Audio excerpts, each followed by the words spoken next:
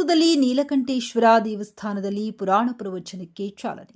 ಗಂಗಾವತಿ ನಗರದ ಶ್ರೀ ನೀಲಕಂಠೇಶ್ವರ ದೇವಸ್ಥಾನದಲ್ಲಿ 36ನೇ ವರ್ಷದ ಶ್ರಾವಣ ಮಾಸದ ಪುರಾಣ ಕಾರ್ಯಕ್ರಮಕ್ಕೆ ಸಕಲ ಸಿದ್ಧತೆಗಳೊಂದಿಗೆ ಚಾಲನೆ ನೀಡಲಾಯಿತು. ಪ್ರತಿ ವರ್ಷದಂತೆ ಶ್ರಾವಣ ಮಾಸದ ಅಂಗವಾಗಿ ಬೆಳಗಿನ ಜಾವ ಭಜನೆ ಹಾಗೂ ವಿಶೇಷ ಪೂಜಾ ಕಾರ್ಯಕ್ರಮಗಳು ಜರುಗಿದವು. ನಂತರ ಶ್ರೀ 1008 ನೀಲಕಂಠ ಪಟ್ಟಾಧಾರಿಯ ಮಹಾಸ್ವಾಮಿಗಳ ಅಮೃತ ಹಸ್ತದಿಂದ ಶಟಸ್ಥಲ ಧ್ವಜಾರೋಹಣ ಕಾರ್ಯಕ್ರಮ ನೆರವೇರಿತು.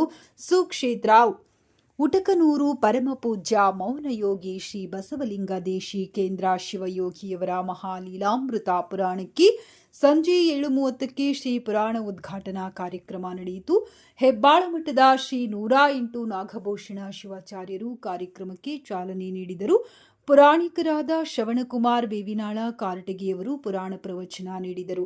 ಈ ಸಂದರ್ಭದಲ್ಲಿ ಸಂಗೀತ ಬಳಗದ ಶಿವಪ್ಪ ಉಳ್ಳಿ, ರಾಘವೇಂದ್ರ, ರಾಮು ಕಂಪ್ಲಿ ಸೇರಿದಂತೆ ಕುರುಹೇನ ಶೆಟ್ಟಿ ಸಮಾಜದ ಹಿರಿಯರಾದ ಮಾಜಿ ಸಚಿವರಾದ ಮಲ್ಲಿಕಾರ್ಜುನ್ ನಾಗಪ್ಪ, ಏಳುಬಾವಿ ಕುಬೇರಪ್ಪ, ಶ್ಯಾವಿ ತಿಪ್ಪಣ್ಣ, ಬಸವರಾಜ್ ಕುರುಗೋಡು, ಚೇಗೂರು, ಶ್ಯಾಮಣ್ಣ, ರವೀಂದ್ರ, ನಾಗಪ್ಪ ಸೇರಿದಂತೆ ಸಕಲ ಭಕ್ತವೃಂದದವರು ಉಪಸ್ಥಿತರಿದ್ದು ಧಾರ್ಮಿಕ ಕಾರ್ಯಕ್ರಮದಲ್ಲಿ ಭಕ್ತಿಯಿಂದ ಪಾಲ್ಗೊಂಡರು. ಶ್ರಾವಣ ಮಾಸದ ಪುರಾಣ ಪ್ರವಚನ ಕಾರ್ಯಕ್ರಮದಲ್ಲಿ ಹೆಚ್ಚಿನ ಸಂಖ್ಯೆಯಲ್ಲಿ ಭಕ್ತರು ಭಾಗವಹಿಸಿ ದೇವರ ದರ್ಶನ ಪಡೆದು ಪುನೀತರಾದರು. ವರದಿ ಡಾಕ್ಟರ್ ಮಂಜುನಾಥ್ ಕುರುಗೋಡು, ಗಂಗಾವತಿ.